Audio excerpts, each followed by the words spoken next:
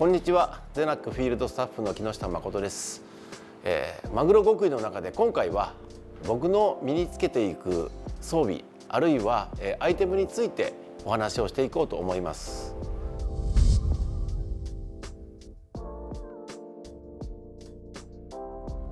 最初に、マグロゲームはルアーが大きくて針も大きかったりするので、まずは安全面を考えていきます。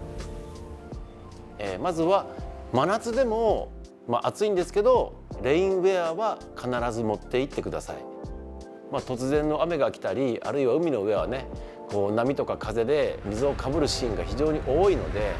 布1枚でも皮膚を守るものを身につけてほしいと思います。でそれ以外に、こちらに用意しているまずライフジャケットですね。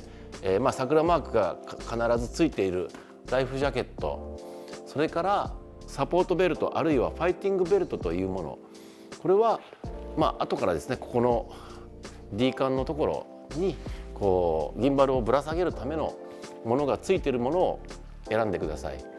で夏とか冬とかで着ているものの厚みがガラッと変わるので、いきなりねこのサイズ変更とかをすることって結構あるんです。なので、こういったマジックベルトのものだとこう一瞬でサイズが変えれるので、これ僕は重宝してます。で続いて帽子です。帽子については本当にこれ重要なアイテムで、やっぱり偏光サングラスをして遠くを見ててもこの日差しを遮るものがここにあるかないかっていうのはこれものすごく変わるので、必ずこの日差しのあるものを使ってください。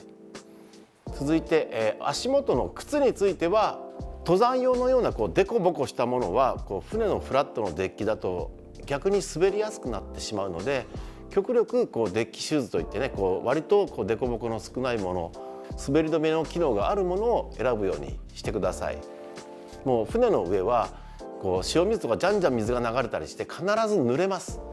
なので濡れることを前提にしてなおかつ滑りにくい靴を選ぶといいと思います。続いて、グローブ、手袋ですね。このグローブはものすごく大事です。まずは手を守るということ、それから、実際にもうキャスティングの回数が多いので必ず指先が強化されているもので、この強化されているところがゴワゴワの硬い革を使っているものだと持って投げるラインのダメージがものすごく強くなるんですね。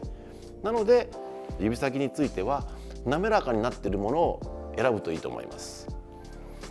でもう一つグローブに求められることってやっぱりこうファイトが長くなったりすごい力でロッドを握ることになるので、この手のひらの部分がロッドとの摩擦係数が高いもの、要は滑りにくいものを選んだ方がいざファイトになった時には自分のアドバンテージになります。とってもこれ重要なことです。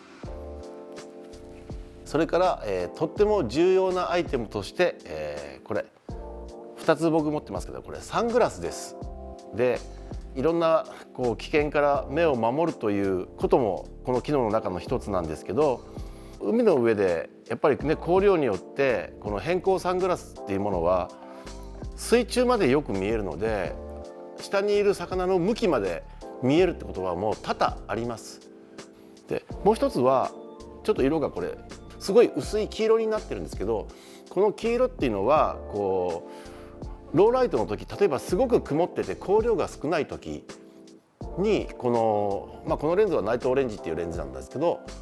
遠くにある物体あるいは鳥1匹でもこう明確に見えるっていう特性がこの黄色いレンズにはあるので、朝間詰め夕間詰めにはものすごく重宝してます。めっちゃ見やすい。変わる。全然変わるよ。これで鳥がよく見える。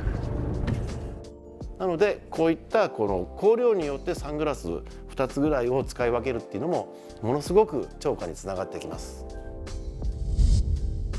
じゃあ続いて、マグロゲームに僕が持参するタックルについてお話をします。魚のサイズが30キロから50キロぐらいのマグロだった場合、持っていくロッドは具体的にシンパ83の 95G、 それから飛び象の 100G、 ラインは5号6号というラインを入れて持っていってます。それから魚が50キロから80キロあるいは100キロ手前ぐらいが見えるのかなっていう時であれば飛び象の 100G、 それから同じく飛び象の 150G、 ラインはそれぞれに 100G に6号から 150G に8号を組み合わせて持っていきます。で100キロ以上もう今日はもうモンスターだなと思ったら、TC77 から TC80 どちらももうメインラインは12号でもう最強タックルということでこの2本を持っていきます。あと僕が持っていくものとして一つは最近リリースをする機会が非常に多いので、まずマグロのリリーサーですね。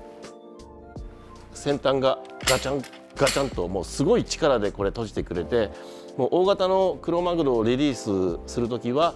これでマグロの下顎をしっかりと掴んであげて、で、泳がせてまた回復させて逃がすための道具で、これはもうなくてはならないアイテムです。マグロのリリーサー、それからロッドを当てるギンバルを使い分けています。こっちの少し小さい方は30キロから50キロのキハダマグロだったりクロマグロと戦う時にだいたい股のちょっと下ぐらいにポジションを取ってファイトする割と軽めのギンバルを持っていきます。これに対して、ファイト時間がものすごく長くなったり高負荷がかかるような場合はこういったプレート式の、これはもうカーボンプレートのギンバルなんですけど、両足の上に乗せて使うようなギンバル、こちらのねしっかりした大きなプレートのタイプのものと、こちらのやや少し小さなものは魚のサイズに応じて使い分けて持っていきます。では最後に僕が普段マグロゲームに持っていってるタックルボックスの中身を、もうズバリ全部お見せします。はい、まずはこのドカットですね。船の上に置いといても丈夫で椅子にもなって防水性能もねしっかりしているこの箱に全部入れていってます。で中身をちょっと順番に出していきますね。まずはその日におそらく使うであろうルアーたちを入れてます。大体はペンシルとポッパーと、各サイズ違いが多いですね。で続いて一応予備タックルを持っているのでよっぽど日帰りの兆候では使うことはないんですけど、小さなポーチの中にいろんなラインシステムの小道具を入れてます。この中には、まず強化チューブ、それからスクラムですね。スクラムはいろんな号数を多めに入れてます。それからこれがスクラムを入れやすくするために少し穴を広げるための針、それからスクラムを作る時に使う形状記憶のワイヤー、これをだいたいいつも2つから3つこのポーチの中に入ってます。それからこのスイベル、スプリットリング各サイズ針、この袋がほとんどほぼ防水みたいにね決まってパチッと閉じてくれているので、これをリングに入れて仕分けをうまくしながらひとまとめにして持っていってます。それから予備のショックリーダーですね。今回はね大型マグロの兆候の時だったのでこの250ポンド1つだけ入ってます。これがキハダゲームの時にはだいたい130とか150ポンドぐらいのものを、2、3回はちゃんと作り直せるという長さを確認して持っていきます。それから、ノットを作る時のノットスティックですね。で連日の兆候になるとラインのコートがどんどん剥げてきてP ラインの摩擦係数がものすごく上がってエアノットができたりキャストトラブルを発生しやすくなるので、この P2 これはバリバスさんの P2 ですけど、これのプロ仕様っていうのが耐久性が高かったり持ち運びが便利なので僕はこれを必ず持っていきます。それから、これは、JGFA の公認のはかりです。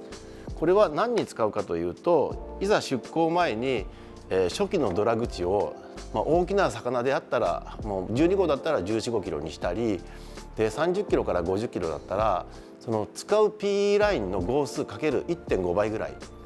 だから P の5号だったらだいたい7キロから8キロぐらいの間の初期ドラグに設定をするので、それを必ず正確に測るためのアイテムでこの測りを使ってます。それから、リングを変えたりね、魚の針を外したりするペンチです。あとはトレブルフックの、予備ですね。大型のフックが今回は中に入ってますけど、これも、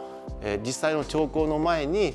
持っていくルアーのサイズに合わせたフックをこの中に入れ替えをしてます。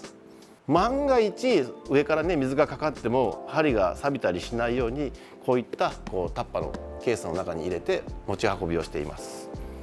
それとリングはだいたい大きさ別に分けてるんですけど、それ以外のもの予備としてもういろんなサイズのリングをこの中に入れてあります。以上が、このマグロゲームに挑む時のもう僕の全てになります。